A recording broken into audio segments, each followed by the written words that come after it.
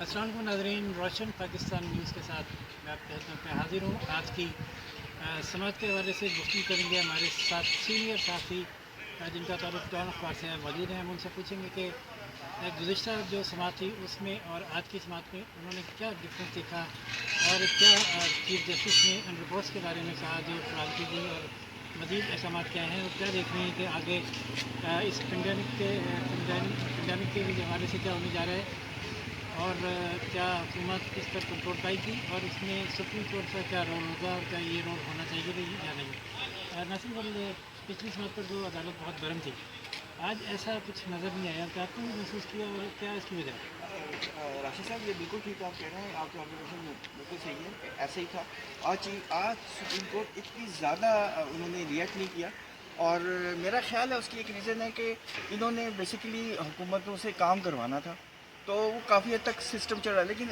राशिद साहब, आप तो कोर्ट में थे, आपने जो चीज़ महसूस की, जो आज की जो मेन अहम बात ये नहीं है कि क्या पेंडेमिक के हवाले से मैयज़ है।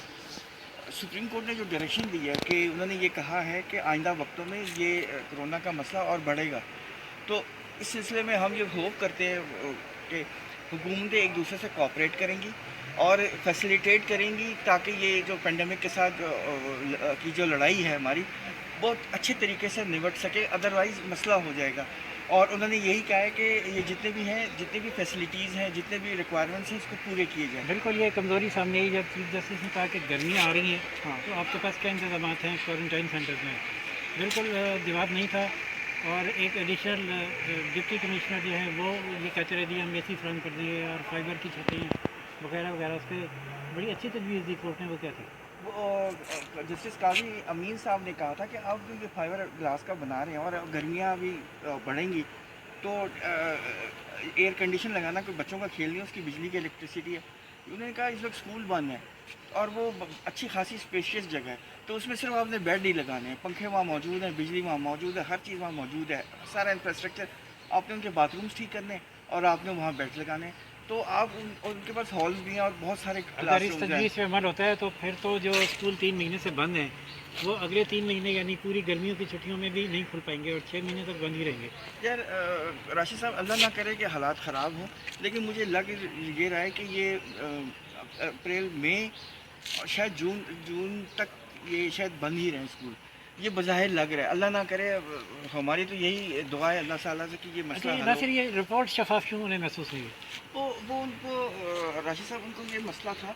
उन्होंने कहा कि जो ज़कात में आप फंड्स दे रहे हैं और बेतहाशा दे रहे हैं, बिलियन ऑफ रुपीज़ में आपने पैसे दिए, इसकी ट्रांसपेरेंसी नहीं। और दूसरे उन्होंने कहा ये जो ज़कात फंड्स और बैतुल माल है, इसमें इसका जो पैसा खर्च होता है, ये लोगों की ज़कात है, ये तो आप इसकी एडमिनिस्ट्रेशन में खर्च कर रहे हैं, जो कि ज़्यादती है। मतलब आप हवाई टिकट क्यों दे रहे हैं, गाड़ी की ट्रैवलिंग उसमें है, उनकी तनख्वाहें हैं, ये तो लोग इसलिए तो तनख्वाह नहीं देते। ये तो लोगों जो गरीब लोग हैं, तो जो लोग गरीब हैं उनको ये पैसा जाना चाहिए। तो वो यही बार बार कह रहे थे कि हमें इसमें ट्रांसपेरेंसी लैक होगी। वैसे आज during hearing justice Sajjad Ali Shah साहब ने मुझे ऑब्जर्वेशन दी। उन्होंने कहा कि हमें इस बात पर बड़ा अफसोस होता है कि जो हमारा प्रोविंस है सिंध, उसके बारे में कहानियाँ आती हैं। तो मैं भी ये कहने लगा था कि सिंध को बहुत निशाना बनाया जा रहा है हर तरफ से ही। हत्या कि कोर्ट ने भी सबसे ज़्यादा सवाल सिंध ही के हवाले से किए कि बाकी सारे पाकिस्तान में बहुत आइडियल काम हो रहा है। नहीं, देखें, मैं ये तो नहीं कहता आइडियल काम हो रहा है, लेकिन ये एक परसेप्शन है जो गलत भी हो सकता है।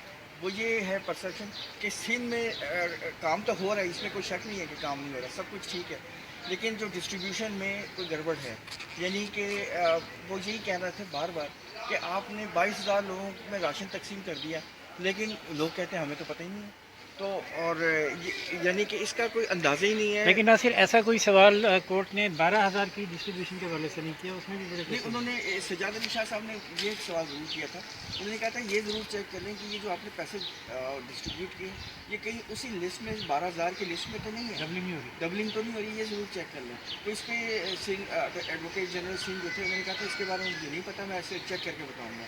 तो देखें, अब अगले 2 हफ्तों के लिए एडजन हुआ है, तो दुआ करें कि चीज़ें यार अच्छी हों, कुछ हालात ठीक हों। देखिए, लेकिन आज जो है वो डॉक्टर जफर मिर्ज़ा का भी कोई तस्करा नहीं हुआ। आज जिक्र नहीं हुआ। क्या वजह और है इवन जो रिपोर्ट सबमिट हुई है उसमें भी डॉक्टर जफर मिर्ज़ा के हवाले से कोई चीज़ मेंशन नहीं है।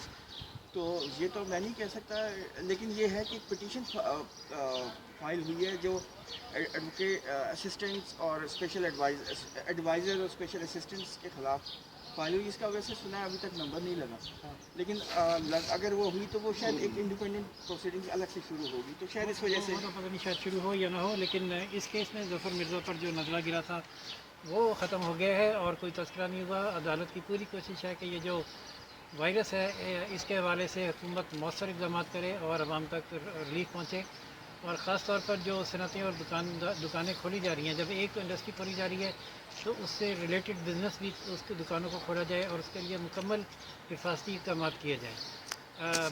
15 دن کے بعد کیا رپورٹس آتی ہیں اور اس کے بعد سماعت پر ہم کے سامنے پھر حاضر ہوں گے. اجازت دیجیے. اللہ حافظ.